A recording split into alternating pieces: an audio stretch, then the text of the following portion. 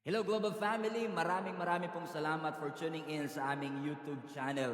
I believe na ang YouTube channel na ito ay nagsisilbing malaking pagpapala po sa inyong buhay as we continue to share the Word of God sa bawat isa sa atin. Right now, we are going to witness a message which I believe is going to transform your life. Naniniwala po kasi ako na ang salita ng Panginoon is not just informational but transformational. So fasten your seatbelt. Ihanda nyo na po ang inyong mga sarili. Kung kayo po ay may mga notebook, may mga ballpen dyan, i-ready nyo na rin po because I believe that this word is going to change your perspective and the way you see the Lord. So right now, we are going to watch this message and I hope that God is going to bless you. Philippians chapter 4, verses 6 to 7. Philippians 4, verse 6 to 7. Do not worry about anything. Instead, pray about everything. Tell God what you need and thank Him for all He has done. And then you will experience God's peace, which exceeds anything we can understand. That peace will guard your hearts. That peace will guard your minds as you live in Christ Jesus. Let's repeat that again. Do not worry about anything. Instead, pray about everything. So instead of worrying, manalangin sa Panginoon, sabihin mo sa Kanya ang lahat ng iyong mga dalangin, pasalamatan mo ang Panginoon at kapag ginawa mo yan, verse 7, you will experience God's peace. Anong definition ng God's peace? It is the kind of peace that exceeds anything we can understand. Hindi mo maintindihan kung bakit kapayapa kahit ligalig ang iyong mundo. Kasi yung kapayapaan ng Lord will guard your heart and will guard your minds as you live in Christ Jesus. I entitled this message, Peace That Makes No Sense. Are you ready to experience and receive peace that makes no sense? Ako po yung type ng preacher na interactive, so anytime na may sabihin po ang Panginoon sa atin ngayon na tingin nyo para sa inyo, huwag kayong mag-hesitate na magsabi ng Amen. Pastor, baka mapalakas, magising yung katabi ko, mas maganda. Okay? Pag nagising yung katabi mo kapag nakatulog siya today. So, peace that makes no sense. We are picking up where we left off last Sunday, kung saan paulit-ulit ho nating in-emphasize yung kapangyarihan po ng ating kaisipan. That if you think better, you will live better. Sabi nga ng Proverbs, for as he thinks in his heart, so is he. Ibig sabihin, you are your thoughts. Yung takbo ng iyong kaisipan ang magdedetermine sa magiging takbo ng iyong buhay. Gusto mo bang baguhin ang takbo ng buhay mo? Kailangan mong unahing baguhin ang takbo ng iyong kaisipan. May good news po ako sa inyo mga kapatid. You have a mind.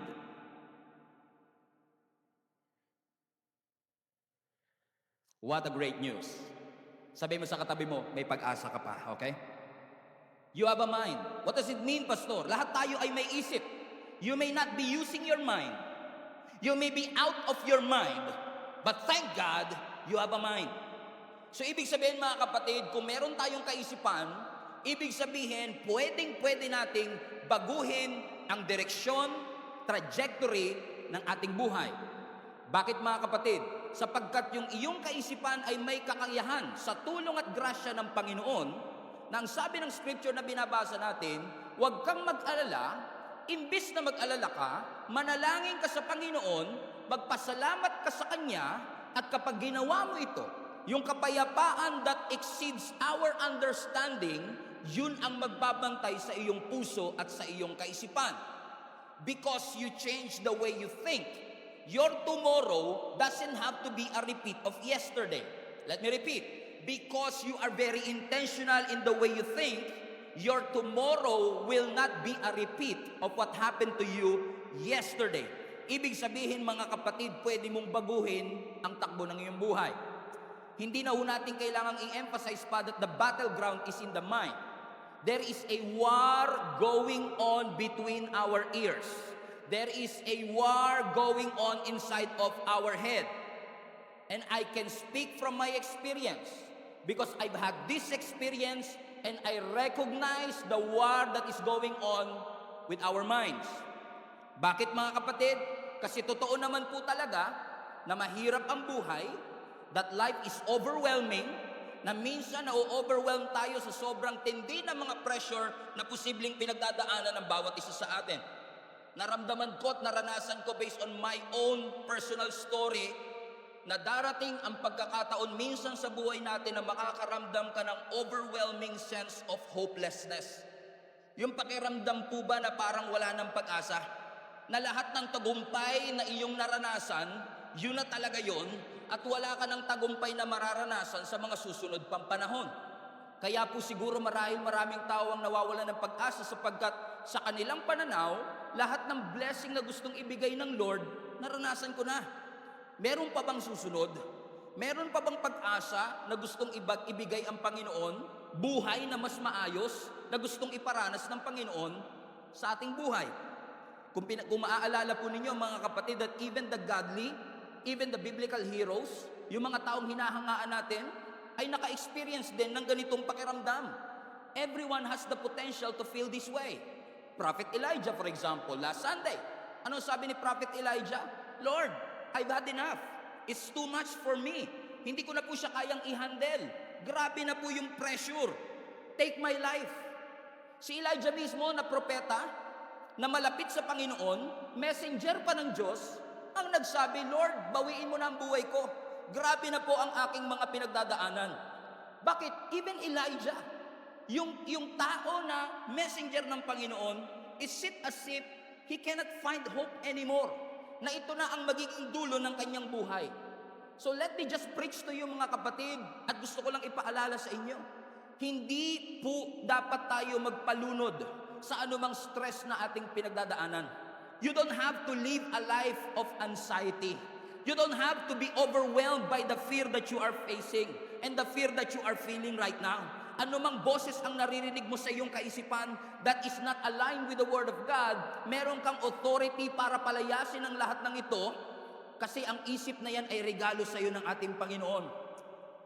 Sasabihin sa iyo ni Satan, hindi ka mahal ng Diyos, nakalimutan ka na ng Diyos, at ikaw naman mararamdaman mo yung rejection, mararamdaman mo yung loneliness. Ang sasabihin ng kaaway sa iyo, buti pa sa ibang tao may plano ang Diyos pero sa iyo wala.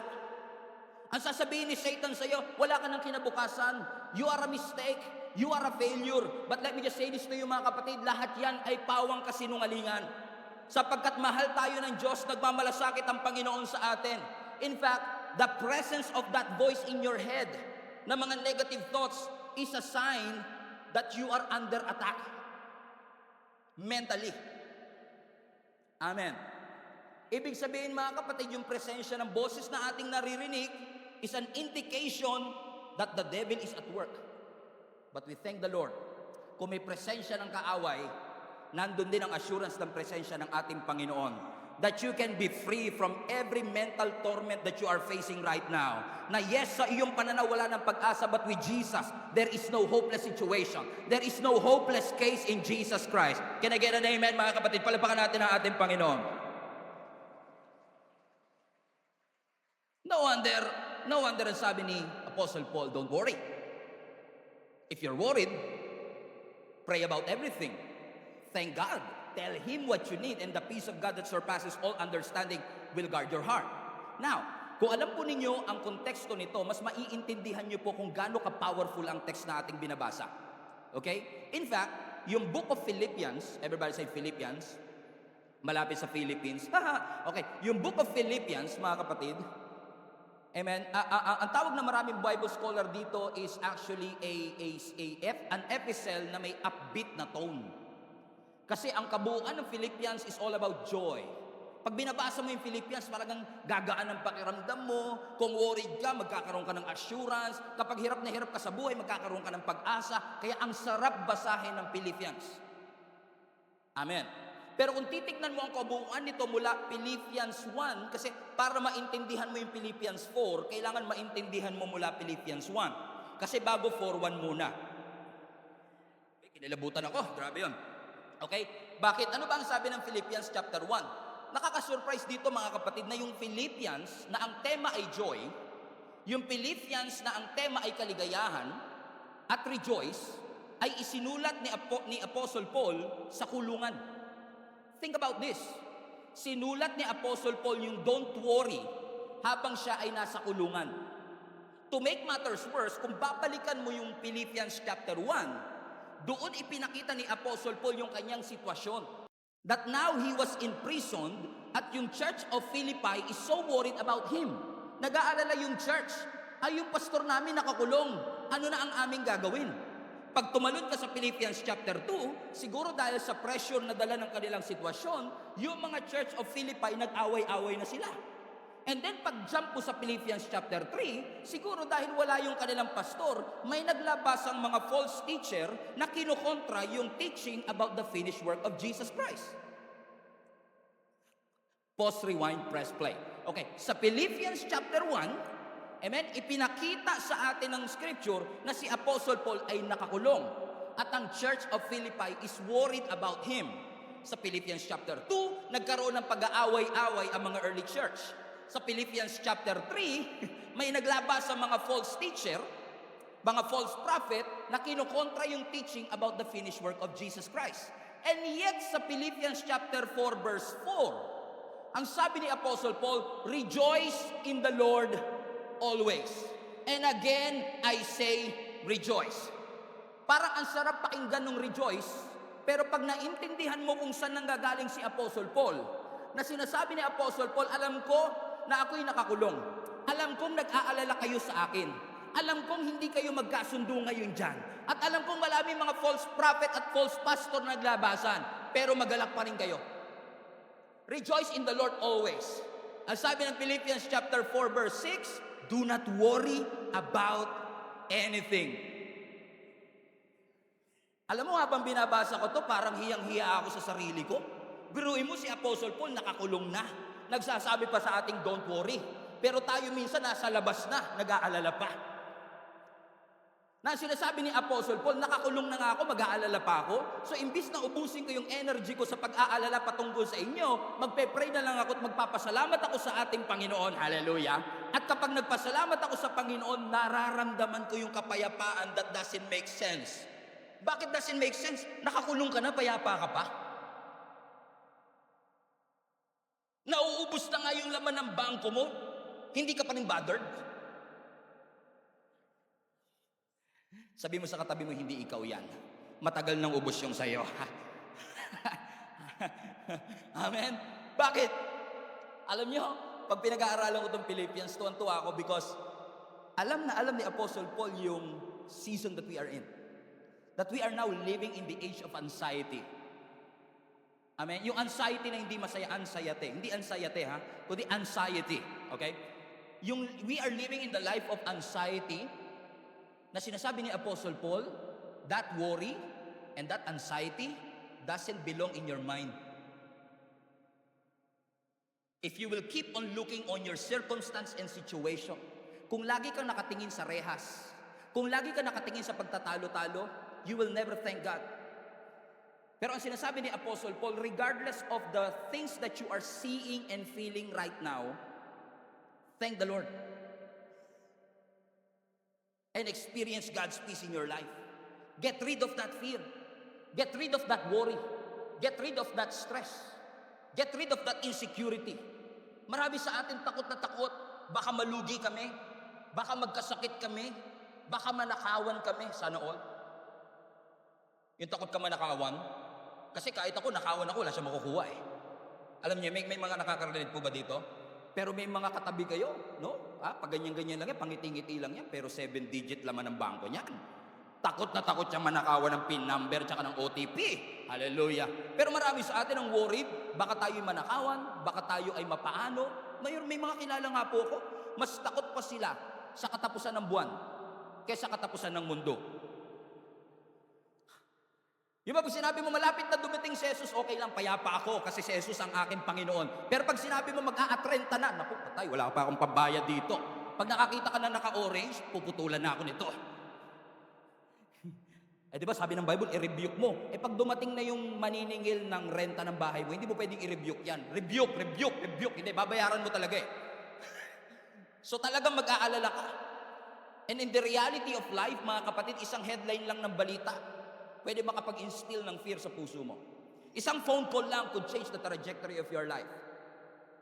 You know that reality. And I know that reality. Pero we thank the Lord kasi may assurance tayo that if we will keep on trusting the Lord, makakaasa tayo, makakahanap tayo ng kapayapaan. Huwag mong hayaan, kapatid, na ninanakawan ka ng anxiety at ng stress, ng oras para i-google mo para mas maging maligaya at excited ka sa mga bagay na gustong dali ng Panginoon sa buhay mo. Naalala ko yung isang misis, sobrang nag-aalala siya na baka manakawan sila sa bahay nila. Hindi siya makatulog ng maayos. Sa loob ng halos 6 na taon, hindi talaga normal yung kanyang tulog. Lagi siyang nagigising pag may kumakaluskos lang ng konti. Nababother na rin yung asawa niya kung bakit ganun siya. Until finally, nung magsi-6th anniversary na yung kanyang pagiging worried, dumating na yung magnanakaw. Sakto naman, itong kanyang asawang lalaki, bababa sana para mag-CR at kumuha ng tubig. Nagkagulatan sila ngayon ng magnanakaw. Huh! Sabi ng magnanakaw, huh! Sabi niya, wait lang, magnanakaw ka ba? Yes po. Wait lang, matagal ka na inaantay ng asawa ko. Wait lang ha, diyan ka lang, tatawagin ko lang siya.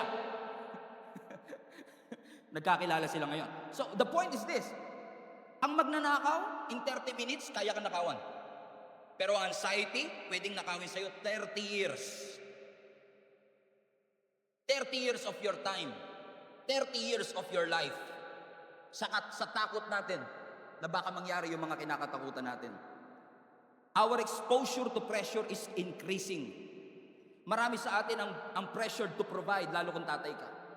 Marami sa atin ang pressure to fit in sa iyong mga kaibigan. You want to be part of something.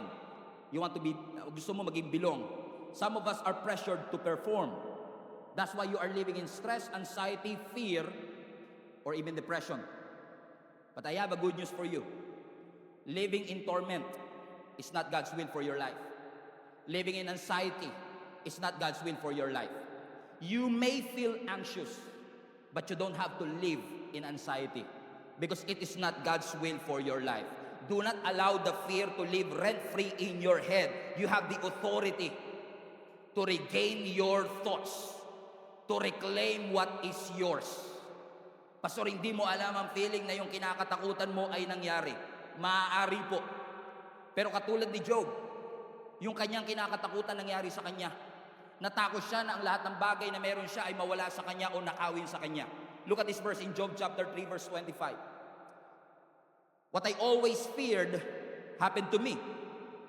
What I dreaded, kinakatakutan ko, has come true. Verse 26, that's why I have no peace. I have no quietness. I have no rest. And only trouble comes. Watch this. Even si Job, sinasabi ni Job, yung kinakatakutan ko nangyari sa akin. Kaya hindi ako payapa. Kaya wala akong kapahingahan. Kasi lahat na lang nangyayari, trouble. Now listen. Let's put this in context. Si Job, hindi tumalayo sa Diyos. Si Job, may pananampalataya to sa Diyos. Si Job, righteous sa harap ng ating Panginoon, and yet nasabi pa rin niya, yung kinakatakutan ko nangyari sa akin. Bakit? Kahit ino-honor mo at wino-worship mo ang Panginoon, madalas yung kinakatakutan mo, yun talaga madalas ang mangyayari sa iyo. At kapag nangyari yung iyong kinakatakutan at nangyari yung aking kinakatakutan, posibleng dumating tayo sa point na wala tayong quietness, wala tayong peace. Maring hindi naman ganun kasibir ang nangyari sa iyo katulad ng nangyari kay Job. Pero nagsasawa ka na rin sa buhay na lagi na lang kayong pabalik-balik sa ospital. Maaring nagsasawa ka na rin sa buhay na lagi mo na lang inaantay yung kinsenas at katapusan. Maaring sawang-sawa ka na rin naman sa buhay na lagi nag-i-struggle ang iyong pamilya financially, emotionally, and relationally. Maaring ikaw rin naman ay nagsasawa na kasi ang mga businesses, yung mga branches ng iyong negosyo ay isa-isang nagsasara at ang iyong anak ay hindi sumusunod o nagpapasakop sa iyo. Dinagdagan pa na ang doktor tinaningan ang buhay mo and you are so fed up with these things that keeps on bothering and tormenting your mind. But the Bible says, pero ang sabi ng salita ng Panginoon, meron tayong weapon. Kayo lang yung sinabihan ko niya na hindi na-excite. Meron tayong weapon na hindi natural, kundi supernatural. Kasi minsan tayo, pag worried tayo, stress tayo, ano weapon natin? Dagat. Mango shake na may payong. You know what I mean? Amen? Spa. Relaxation. Massage. Natural way. Natural solution. Pero I'm here to tell you and remind you of the supernatural solution of the weapon that God already gave you. Nasa sayo na, ayaw mong gamitin. Ano ang sabi ng 2 Corinthians 10 verse 4? The weapons we fight with are not the weapons of the world. Ibig sabihin, yung ginagamit ni Satan sa iyo, hindi natural. Atake niya spiritual. Wala siyang baril, wala siyang armalite. Hindi ka man mamamatay physically, pero unti-unti niya pinapatay yung passion mo at yung spiritual life. Kaya sabi niya, on the contrary, yung weapon na meron tayo have the divine power to demolish strongholds. Everybody shout, strongholds. Ano ibig sabihin ng stronghold? Yung stronghold, yun yung mga kasinungalingang pinaniwalaan mo na naging totoo na sa'yo kasi matagal mo nang pinaniwalaan. Let me repeat. Ang stronghold, yun yung mga kasinungalingan na pinaniwalaan mong totoo, na naging mental blockade at naging way of thinking ng iyong buhay. At ang sabi dito ni Apostle Paul, meron tayong divine power para i-demolish ang anumang way of thinking, anumang kasinungalingan na na-establish ni Satan sa ating isip, upang tayong lahat ay makaranas ng peace of mind. Everybody shout, peace of mind. Amen. Bakit? Lahat tayo kailangan natin ng peace of mind. Alam ko, pag tinanong kayo sa beauty pageant, ano ang yung kahilingan? World peace. Pero bago ang world peace, I know all of you wants peace of mind. How many peace? 2 peace? 3 peace? Peace of mind. Okay, we want peace of mind. Sino sa inyo gusto ng peace of mind? What? Because if truth be told, there is hell in your mind. Pangiting-ngiti lang yung katabi mo, pero impyerno ang tumatakbo sa kanyang kaisipan. Hindi niya maipaliwanag kung ano-ano ba ito. Sinasabi mo sa sarili mo, Christian ka, ba't mo naiisip yan? Christian ka, ba't ka nag-aalala? Lagi ka naman nagsisimba, pero bakit ka natatakot? You cannot even understand it. Na marami sa ating mga Christians, saved tayo, pero dominated tayo ng unwanted thoughts.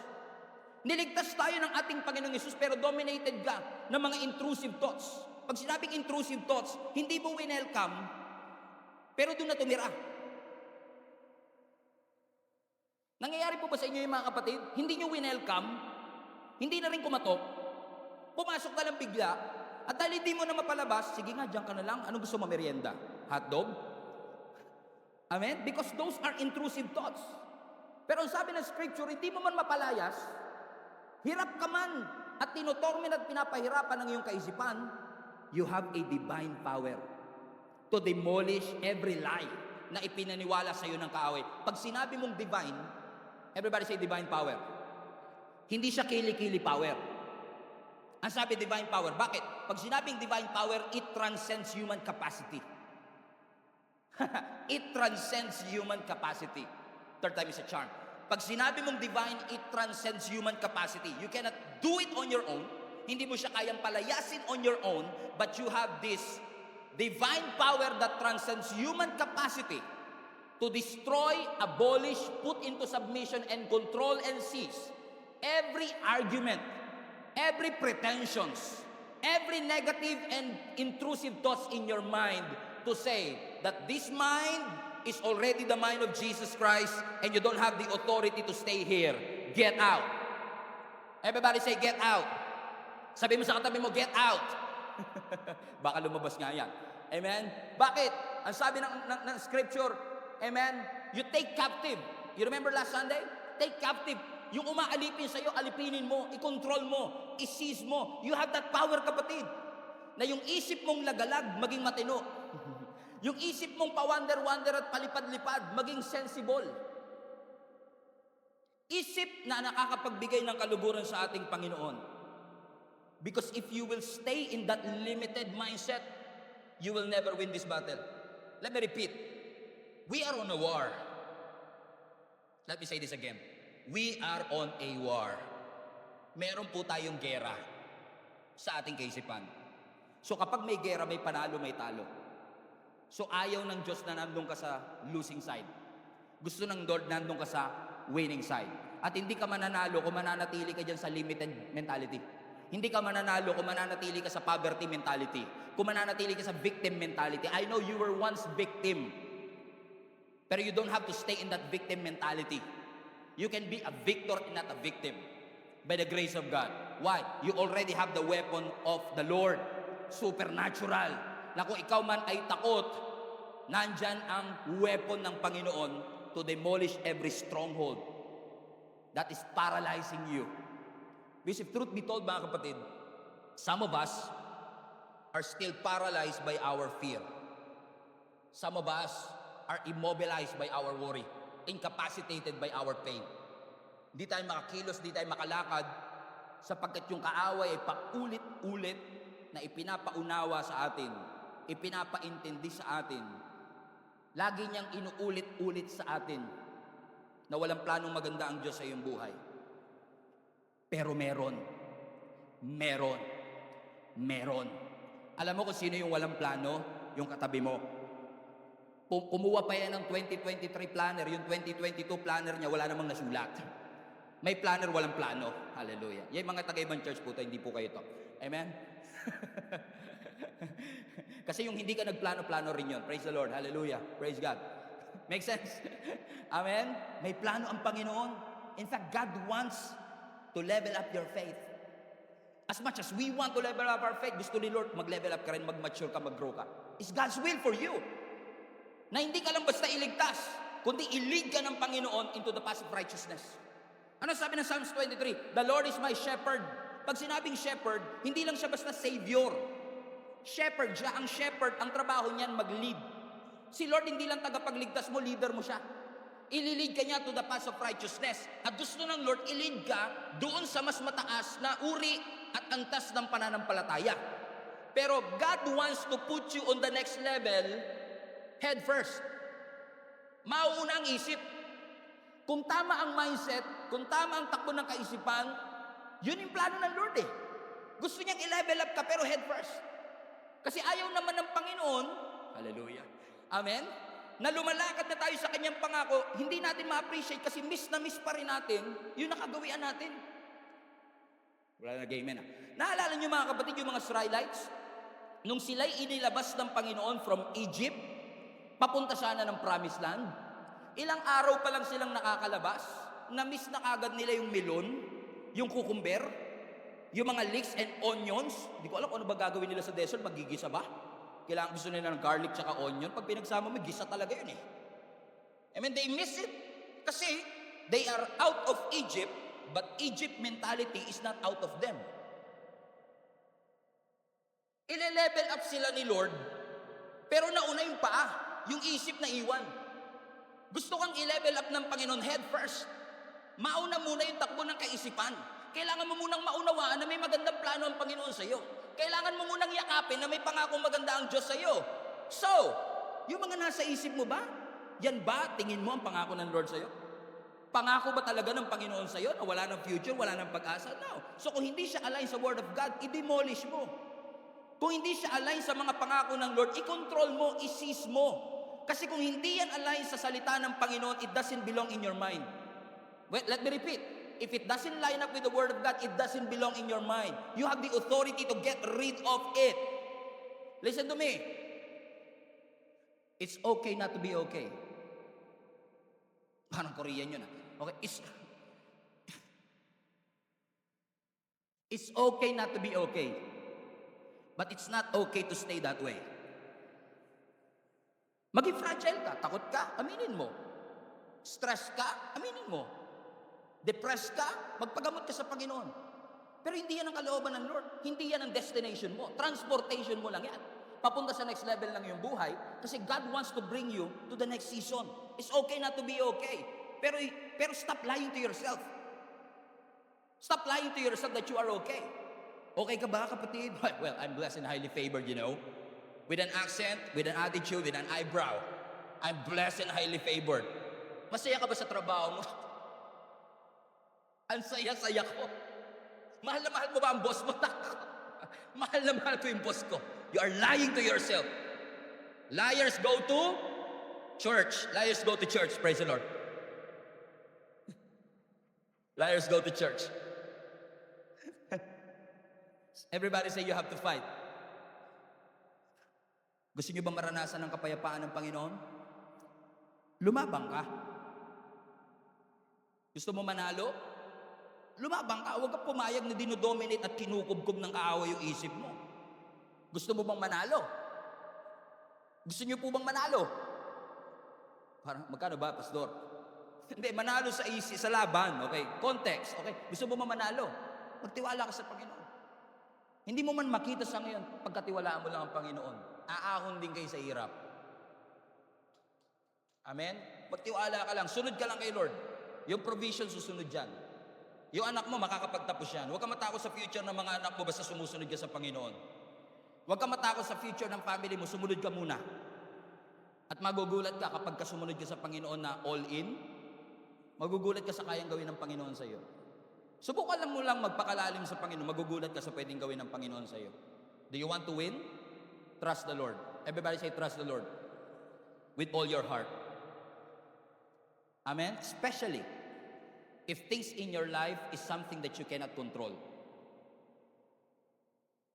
Aminado po ba tayo na marami tayong mga bagay na kinakatakutan, na kaya katakot kasi hindi mo makontrol? Amen? Kaya katakot di mo makontrol. You want to be in control at dahil hindi mo siya makontrol, takot ka. Come on. Ako lang yata. Amen? Praise the Lord. Sige, si pastor na lang. Okay, ako na to. Okay? Takot tayo, correct? At sinasabi na lang natin, kailan kaya matatapos itong hirap namin? Kailan kaya matatapos itong mga dusa namin? Kailan kaya matatapos itong mga sakripisyo namin? Tignan nyo ha, hindi na nga natin makontrol, inaantay pa natin kung kailan matatapos. Ulitin ko, hindi na nga natin makontrol, inaantay mo pa kung kailan matatapos. Hindi mo talaga malalaman kung kailan matatapos. Bakit? Hindi mo nga control eh. Naalala niyo yung pandemic? Lagi natin sinasabi, kailan kaya matatapos tong pandemic na to? Excited na akong lumabas. Excited na akong magpakalalim kay Lord. Excited na akong magpunta sa church. Hindi mo nga makokontrol kung kailan hihinto yung pandemic eh. Pero ano makokontrol mo? Na huwag kang madominate ng takot. Na huwag kang madominate ng worry. Na huwag kang madominate ng fear. So aantayin mo pa ba talagang matapos lahat? Yung hindi mo naman makontrol? O magpo-focus ka dun sa kaya mong kontrolin? Amen. And I don't mean to say this lightly. Natatakot ka kasi binigyan ka ng diagnosis na may cancer ka. And you cannot control your cancer cells. Sinasabi mo siguro sa sarili mo, kailan kaya matatapos to? Kapatid, with all due respect, hindi natin hawak yan. Hindi natin makokontrol kung saan yan pupunta. Sinasabi na lang ng doktor sa atin, kumalat na. Hindi mo makokontrol yung cancer cells, pero ang makokontrol mo yung puso mo.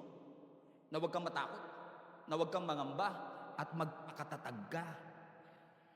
Sabi nyo nga sa katabi mo, magpakatatag ka. Huwag kang matakot.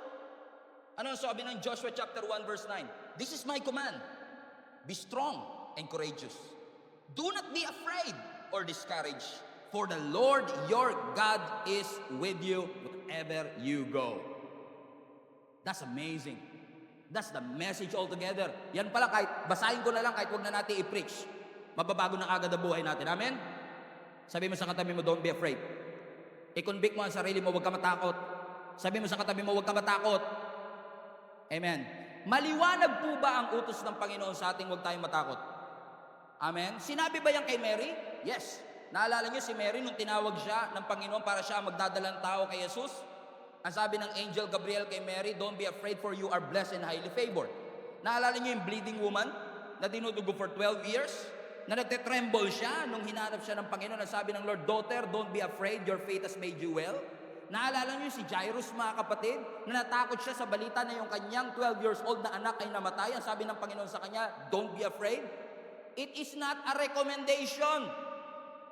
It is a command of the Lord not to be afraid. Easier said than done. Pastor, ang dali lang naman kasi sabihin niya na don't be afraid. Kaya nga, balik natin sa Joshua 1. Kung makapansin niyo mga kapatid, ang sabi ng Joshua 1 verse 9, don't be afraid or discourage. Kasi kapag discourage, tinanggal yung courage mo. Nadi-discourage tayo kapag yung tapang mo, kinuha na, ninakaw na sa'yo. So ang inuutos ng ating Panginoon sa atin, huwag kang matakot. Ano ba source ng fear natin? Takot ka sa ahas? Takot ka sa elevator? Takot ka sa heights? Takot ka sa asawa mo? Or sa mas malalim na takot, fear of rejection, fear of losing your money, fear of losing your job, fear of losing your relationship, fear of rejection, or the mother of all fear, fear of death. Amen? Takot ka ba sa ahas? Pero napansin niyo ba, hindi lahat ng tao takot sa ahas? May mga taong hindi takot sa ahas. So takot ako sa heights, pero yung iba hindi takot sa heights. So walang problema sa heights. Walang problema sa ahas. Sila lang yung naging object ng aking fear. Kasi doon ko nilagay yung fear ko. O doon talaga naka-automated yung fear ko. Kaya sinasabi ng Panginoon, don't be afraid. Pwede mong bawiin yung takot na yun. Kung takot ka sa rejection, losing, kung takot ka to fail, you always have the authority to get back what is already yours. So yung tapang na kinuha ng kaaway sa iyo, pwede mong bawiin. Ang ganda ng utos ng Lord. Don't be afraid. Don't be discouraged. Pero napansin niyo ba mga kapatid, magaling tayong sumunod sa utos ng Lord, lalo na, pansinin niyo, karamihan ng mga utos na sinusunod natin kay Lord, ay yung mga utos na sinasabi niyang do not. Do not lie. Do not commit adultery. Do not covet. Do not fear. Do not be discouraged. Pero tignan niyo uli yung verse. Yan lang ba talaga yung utos? Yung don't be afraid at don't be discouraged? Masyado kasi tayo minsan nakafocus sa do not. Nakalimutan yun natin yung utos na do it. Ano yung do it na command? Be strong. Ano yung do it na command? Take courage. Take it! Kuhanin mo! Sa'yo yan eh. Don't be afraid. Don't be discouraged. Utos yun. Pero utos din, maging malakas ka. Maging matatag ka at huwag ka madi-discourage. Amen. Do you want to win? Trust the Lord. Do you want to have the peace of mind? Magtiwala tayo sa ating Panginoon. Hallelujah. Trust the Lord with all your heart. Lean not on your own understanding. In all your ways, in all your decision, acknowledge God and He will direct your path. Trust the Lord. Everybody say, trust the Lord. Put that in the chat. Trust the Lord, trust the Lord, trust the Lord, trust the Lord, trust the Lord. Ang pagtitiwala sa Panginoon ang isa sa pinaka-importanting dapat matutunan ng lahat ng naniniwala kay Jesus. Napakahalaga niyan. Because faith is not believing on a wonderful outcome. Hindi porket may pananampalataya ka, nananampalataya ka lang sa wonderful outcome. Faith is actually confidence in the Word of God. Faith is actually believing in the truthfulness of God. Faith is believing in the truthfulness of His Word. When you have faith in Him, you trust the Lord. Kahit hindi maganda ang sitwasyon, I have confidence sa mga pangakong binitawan sa akin ng ating Panginoon. Buti pa po sa upuan may tiwala ka pa, pero sa Diyos minsan wala. Anak, pahinga ng isang upuan. Ang dami nyo rito sa in-person, pero kanina, pagpasok ninyo, wala akong ni isang taong nakita na bago siya umupo, umikot muna siya. Kaya ba ako nito? Matibay ba to? Baka bumigay ito ah. Wala akong nakita. Pagpasok niya kanina, besta na lang kayo umupo. Walang tanong-tanong. Buti pa sa upuan, may tiwala kayo, wala kayong tanong. Pero minsan sa Lord, ang dami mong tanong. Bago ka umupo, ang dami mong tanong, Lord, kaya mo ba? Kaya ba, Lord? Mangako ka muna, Lord. Sabi ng Lord, come, pumunta ka. Walk on water. Lord, promise ka muna. Pag nalunod ako, sasagapin mo ko. Buti pa sa upuan, may tiwala tayo. Solid ang ating pananampalataya. Pero minsan sa Panginoon, we're losing our faith. We don't trust Him. No wonder we don't have peace. Because we cannot even trust God in the first place. Buti pa nga yung ATM. Sino sa inyo may mga ATM po? Machine. Yung nag-withdraw kayo sa ATM. Tapos inquire balance muna, inquire balance to make sure. Pwede naman diretso withdraw pero inquire balance ka muna. Okay? Amen. At nakalagay na pag-inquire balance mo, 26,424. Wow. Dami ko pera. Question mo ba yung bangko bago ka mag-withdraw? O nagtiwala ka na lang dun sa lumalabas sa screen? Sinabi ng screen, 26,000 ang laman ng ATM mo, pero paano ka nakakasiguro? Pero nagtitiwala ka, di ba? Nagwi-withdraw ka. Kahit walang proof. Yung screen, buti pa sa screen may tiwala tayo. Pero minsan sa mga pangako ng Diyos na malinaw niyang binitawan at iniwan sa atin, don't be afraid. Balik mo yung Joshua 1:9, kapatid. Don't be afraid. Don't be discouraged. Because the Lord your God is with you wherever you go. Anong assurance natin na hindi tayo dapat matatakot? Ayan, nangako ang Lord, May 26,000 ka sa iyong ATM. Oro kanyo may gawa ng upuan mo. Plastic yan, pero matibay. May mga plastic kasi ang tibay ng mukha. Joke, sorry.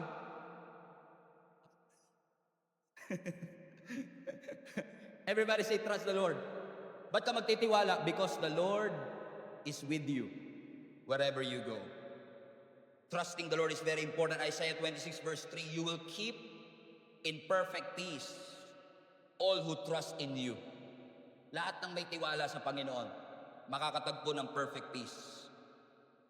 Hindi peace na dala ng mango shake, hindi dala ng beach sa Boracay, kundi yung kapayapaan that doesn't make sense. All whose thoughts are fixed on you, they will find perfect peace. So trust, verse 4, so trust the Lord always, for the Lord God is the eternal rock. Hindi ka mauubusan ng mga sitwasyon para mag-alala ka. Tingin ka lang sa buhay ng iyong pamilya, mag-aalala ka. Tingin ka sa mga anak mo, mag-worry ka. Tingin ka sa bank account mo, masyasyak ka. Pero tignan nyo, buti pa yung mga bata. Tingnan yung mga anak natin, for example. Magbubukas ng refrigerator, walang tanong-tanong yun. Confident silang may laman. Tama, hindi nila iniisip yun na walang laman. Yung mga anak natin, magbubukas lang yan bigla ng TV, hindi siya worried sa kuryente. Teka mo ikaw, 3 oras na yung aircon alam ko mainit ngayon, pero limitahan lang natin, ayoko lumobo yung kuryente natin. Wala pa yung Meralco, nag-aalala ka na Baka lumobo yung kuryente, pero sila, they don't care. You know why? Because they trust, nagtitiwala sila that their parents will provide. So every time you come to the Lord, magtiwala ka. Parang bata. That your Heavenly Father will provide all your needs according to His riches in glory. Even when everything is wrong, even when nothing looks right, just believe in the Lord. Natanggal ka man sa trabaho, pero at least hindi natanggal yung katinuan mo. Praise the Lord pa rin. Marami man tayong babayaran, lalo ngayong magkakatapusan, si Judith at si Jonah nagsama pa. May mga Judith kasi, pero meron naman mga Jonah. Jonah, 2 months na. Puputulan ka na, Jonah. Pero magtiwala ka pa rin sa Panginoon. Maaari yung iba sa inyo nag-worried, hanggang kailan ba itatagal ditong trabaho ko? Hanggang kailan ba yung sunod-sunod na tagumpay ng negosyo ko? Pero magtiwala ka lang sa Panginoon. Trust the Lord. Nag-worried ka with all this technology rising up. Is my business going to make it? Trust the Lord. Nagpa-pile up man ang mga babayaran mo sa nalalapit niyong kasal? Trust the Lord. Ang immune system mo pahina ng pahina? Trust the Lord. And you think you're too old and you're afraid to die, keep on trusting the Lord. Focus on your God. Believe in the power and sovereignty of what God can do in your life. And stop focusing on the objects of your fear. Believe that God has a great plan for your life. Sabi nga ni Jesus sa Luke 12:22, therefore I tell you, do not worry about your life, what you will eat, or about your body, what you will wear. Sapagkat mas mahalaga ang buhay kaysa sa pagkain. Mas mahalaga ang ating katawan kaysa sa ating susuotin. Ang sinasabi lang ng ating Panginoon, kung ilalagay mo ang pananampalataya mo sa damit at ilalagay mo ang pananampalataya mo sa iyong mga pagkain, you will lose sight of the eternal things in your life. Those earthly things will not last. I'm offering you an eternal solution. What I'm offering you is not a natural remedy but supernatural remedy. Stop focusing on what is earthly and start focusing on what God really wanted for you to have. Do not worry about anything. Instead, pray about everything. Yung same verse dito sa Matthew chapter 6 is in the context of money and treasure. Go ahead, read your Bible on Matthew chapter 6. Patungkol sa pera, patungkol sa resources, because many of us are worried with our financial situation, correct? Ibang makapagpaalala ang pera. Yung iba nga tumitino yung isip pag maraming pera, okay na pala ako. Pero ano sinasabi ng ating Panginoon? Focus on the eternal, not on earthly treasures. Because I don't want you to lose sight of what God already prepared and bled for you. Especially nowadays, that peace is a rare commodity. Bihirang-bihira ka makakita ng tao na may kapayapaan sa kanilang puso. But by the grace of God, I pray in Jesus' name that all of you will experience it. Peace that doesn't make sense. Peace na iniwan ng ating Panginoon. Sabi nga ni Jesus sa John 14:27, I'm leaving you with a gift. What's that gift? What's that gift? Peace of mind and heart. And the peace I give is a gift that the world cannot give. So don't be troubled. Don't be afraid. This war is spiritual, and we thank God kasama natin ang Panginoon dito sa bangka. Amen? If Jesus is with you, the presence of Jesus, I believe with all my heart, yung presensya ng Panginoon will remove every fear, every doubt, every stress, every worry, every anxiety, every depression, every mental illness and struggles that we've been struggling all our life. Humanda ka kapatid, because si Satan hindi patas lumaban. He will keep on deceiving you and lying to you. But I pray that the peace of God that surpasses and transcends all understanding, that will guard your heart. Because after ng service na ito, tumingin ka lang sa paligid mo, chaos, instability, walang assurance. But when you always read the scripture, there is always an assurance. Lagi may stability, lagi may protection, lagi may provision. When you look at your wallet, wala. Pero when you look at the Word of God, Jehovah Jireh, He will provide all my needs. When you look at the natural, may sakit ako, pero ang sabi ng scripture, Jehovah Rapha, He is your provider. Amen. Do you want to experience the peace of mind? I want to. But experiencing the peace of mind will involve you to filter everything that comes into your mind. I-filter mo. Amen? And I pray in Jesus' name that you do that. Hindi natural solution. It's not wrong to sleep well, to eat well, to choose your friends. All of these are important. Practical advices, nabanggit ko na yan last Sunday. But always remember that bed doesn't guarantee rest. Food doesn't guarantee appetite. A well-organized calendar doesn't guarantee relaxation. Vacation doesn't guarantee rest, lalo kung ikaw may sagot.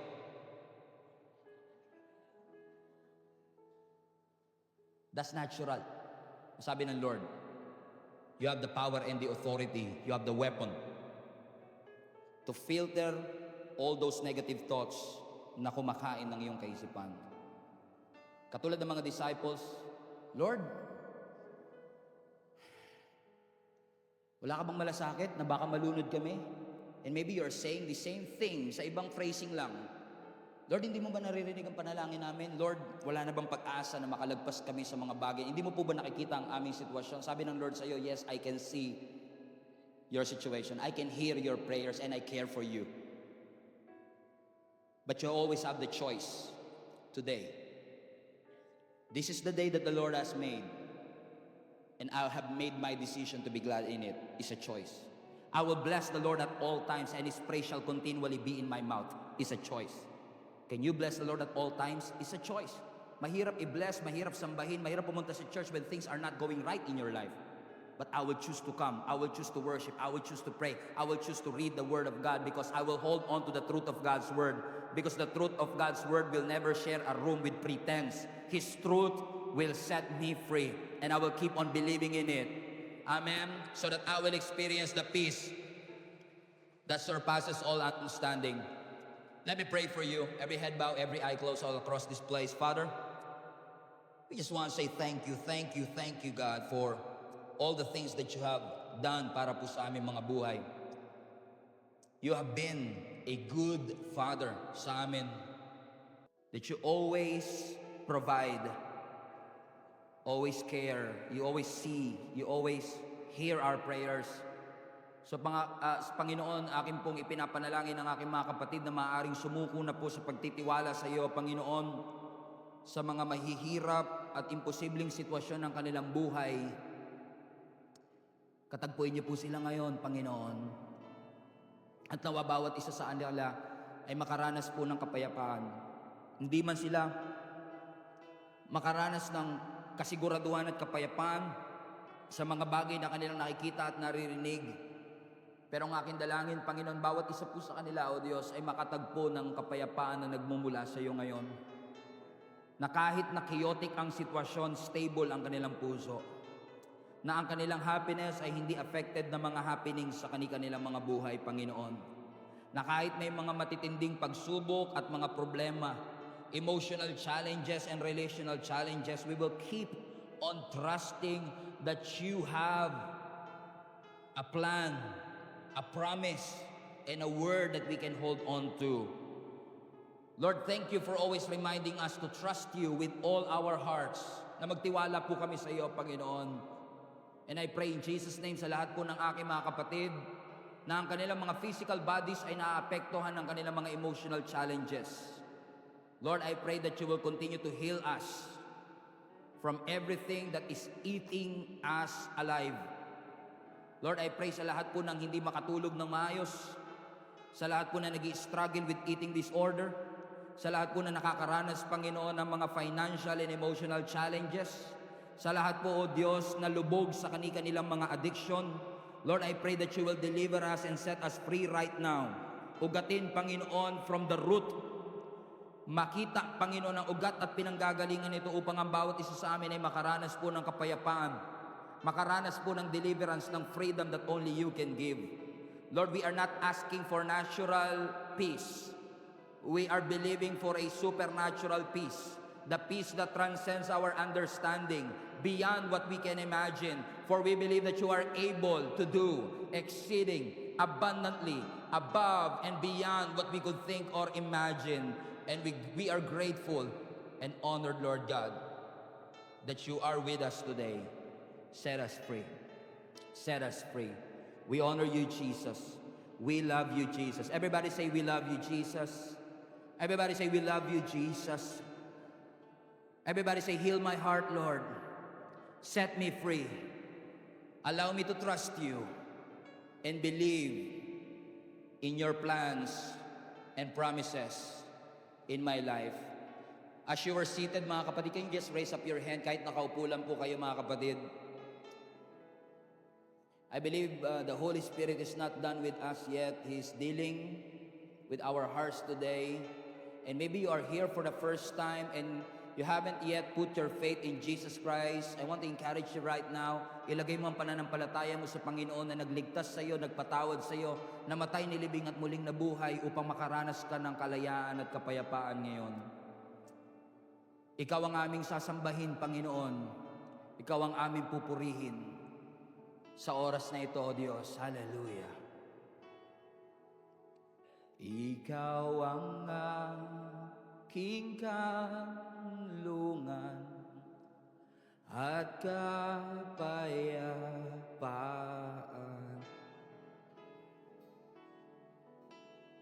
Ang dulot mo ay pag-asa, tugon ko'y pagsamba, pasanin at lalao sa ating pagtatagpo. Ang buong puso at buhay. Sa'yo iaalam. Diyos, ikaw nga. Diyos, pagdapat, pag-alaya ng pagsamba, pagmamahal at pagdakila, ang alay sa'yo, aming Ama. Diyos, ikaw nga'y